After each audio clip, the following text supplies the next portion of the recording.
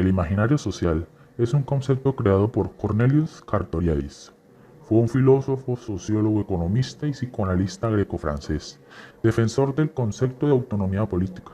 Este personaje abandonaría el marxismo para adoptar una filosofía original, con un posicionamiento cercano al autonomismo y al socialismo libertino.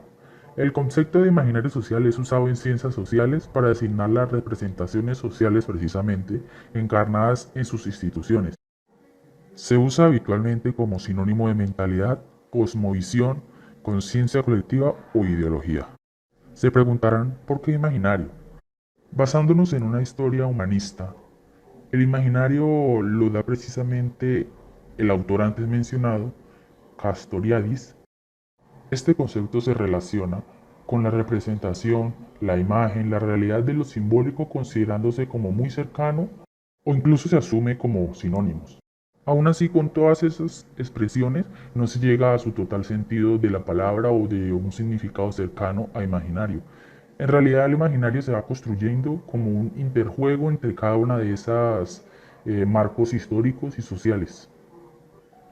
Por otro lado, la educación física ha plasmado a lo largo de su historia un imaginario que surge del mismo hecho de intentar dar un significado, concepto o solo por el simple entendimiento de toda la dimensión que abarca la misma. Todo ese imaginario alrededor de la educación física se ha visto de diferentes maneras.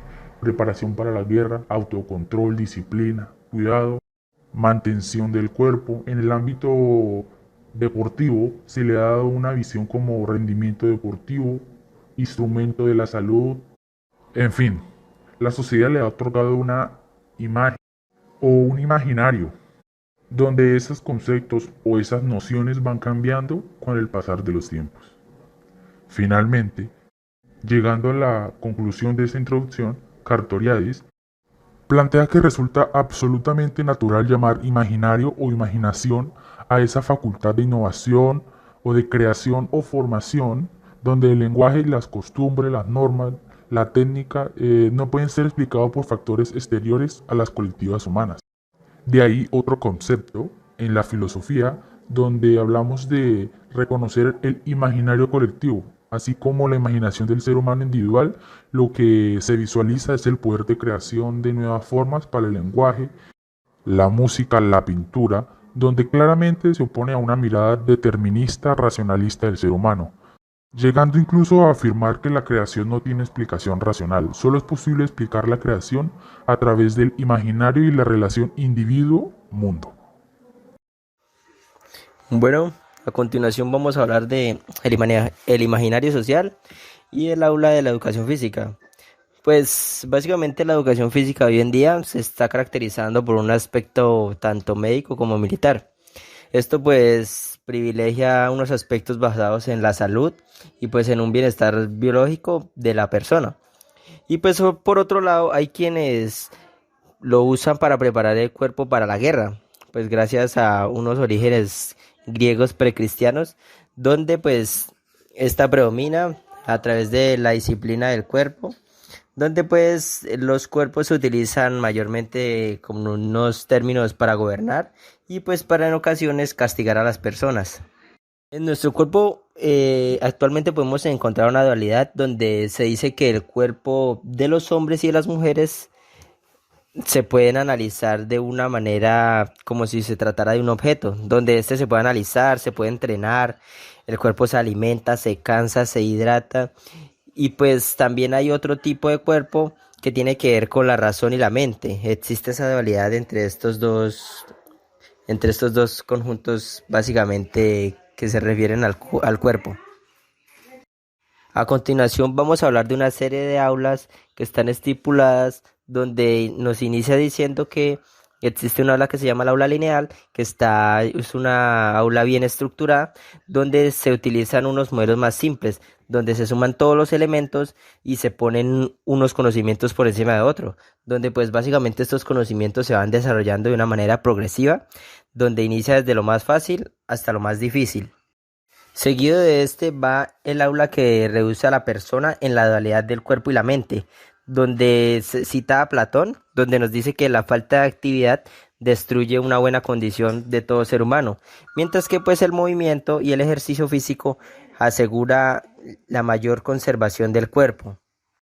Seguido de esto sigue el aula convertida en una sesión de entrenamiento, donde en esta aula se busca más el desarrollo de determinadas acciones físicas, tales como son la fuerza, la resistencia, la velocidad, y donde se le da solo énfasis a estos aspectos en esta dimensión del ser humano. Y finalmente nos encontramos con un aula que predomina en el modelo pedagógico autoritario asociado al mando directo. ¿Qué pasa aquí? Aquí el profesor es el único poseedor de todo conocimiento y el alumno pues solo debe seguir sus órdenes de una manera muy disciplinada. En esta aula se le impide a la persona. Quinto, un aula en procura del desarrollo humano. Lo que se busca es hacer que las clases logren desenvolver las dimensiones de los niños y a su vez lograr una asociación con la acción de la motricidad humana. Y aunque se pide una reconceptualización de lo que se entiende por corporeidad, el filósofo Zubiri nos deja un concepto donde define la corporeidad como la vivenciación del hacer sentir, pensar y querer de manera que podamos identificar la corporeidad con humanos, y ya desde ese punto de vista podemos comprender al ser humano desde una perspectiva que lo acompleje con el yo, otro y cosmos. Por otro lado, también hay que aclarar que la concepción de aprendizaje se adquiere en clases que promocionen a la persona. Esto obtiene sentido para los niños ya que incita más a la participación en ellos. Esto a su vez, con relación a la experiencia emocional, se considera central ya que configura una manera de aprender distinta y que es expresada o explicada por el neurobiológico Damasio como las expresiones bien dirigidas y bien desplegadas que parecen erigir un sistema de soporte sin el cual un edificio de la razón no puede operar adecuadamente.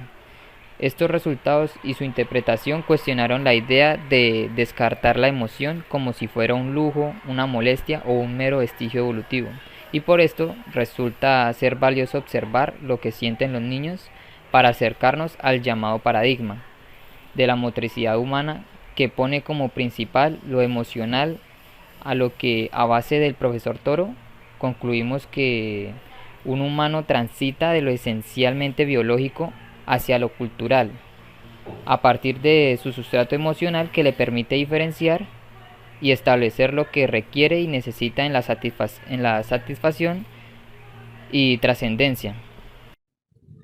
Propuesta de la motricidad educativa para la transformación social como conclusión.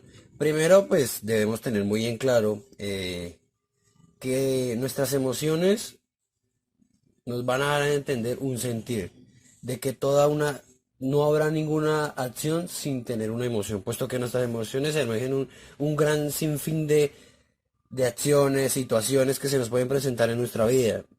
Aquí es donde entra esa relación armónica y sistemática entre emoción, sentimiento, conciencia.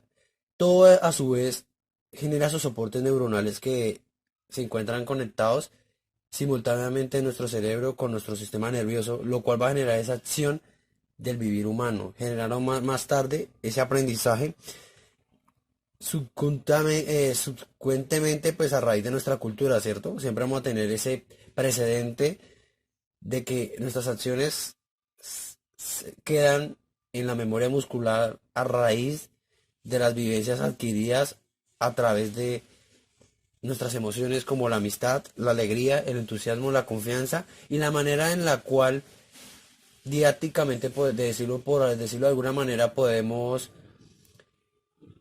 generar esos valores de inclusión, ese valor de multiculturalidad. En definitiva, pues siempre es como un gran desarrollo humano, ¿cierto?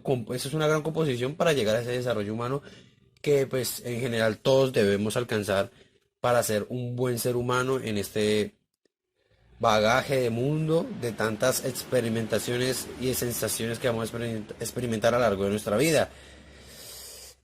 Donde pues en esto pues entran los términos coloquiales, por decirlo de alguna manera, en lo que podemos relacionar como el respeto, la tolerancia, la diversidad y sus principios que siempre el profesor tiene que afrontar, ya que cada persona tiene un valor, una moralidad totalmente distinta y aquí son del docente pues entra como ese formador, ese guía, donde le da ese sentido a la relación estudiante-maestro, maestro-estudiante, donde permanentemente siempre se debe escuchar individualmente a cada estudiante.